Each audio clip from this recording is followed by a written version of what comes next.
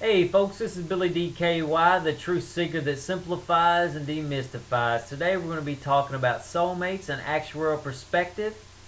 This video came about because the first soulmate that I was ever aware of was Jessica Biel, and obviously that would be hard to work out without looking like a stalker and potentially going to jail, and obviously I didn't want that to happen. However, that brought up the question, do you have more than one soulmate? Because if you have more than one soulmate, then it doesn't really matter about Jessica Biel. However, if you only got one soulmate, then you really do, I may have to risk being a stalker or something to prove my love and all this. However, after, a little bit of thinking about it and whatnot, I started saying, you know what, I'm going to use my actuarial skills to figure this thing out and free me from the burden of, being a Jessica Biel stalker. So the calculations I'm getting ready to go through are rough calculations. You should not get caught up in the details or the technical aspects of it. However, the essence of what I'm telling you is correct. So the world population is approximately 7 billion. And so if you don't know what 7 billion looks like, that's 7 billion. Of those 7 billion people, approximately 50% of them are women. So that would mean you take the 7 billion times 50%, and that leaves you 3.5 billion women on this earth.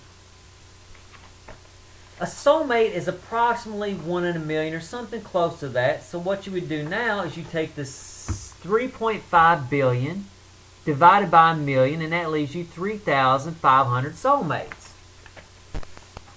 Now, of those 3,500 soulmates, not all of them are in an age range that you could actually form a relationship with. So I've got soulmates that are 5 years old, 15, 25, 35, 45, 55, 65, 75, 85, and maybe even 95. Obviously, I'm not going to have a relationship with a 75-year-old. That's just not going to work out.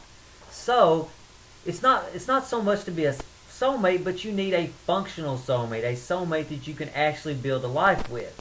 So I'm going to presume that 10% of those soulmates you could actually have a relationship with. So that's why I use the language functional soulmates.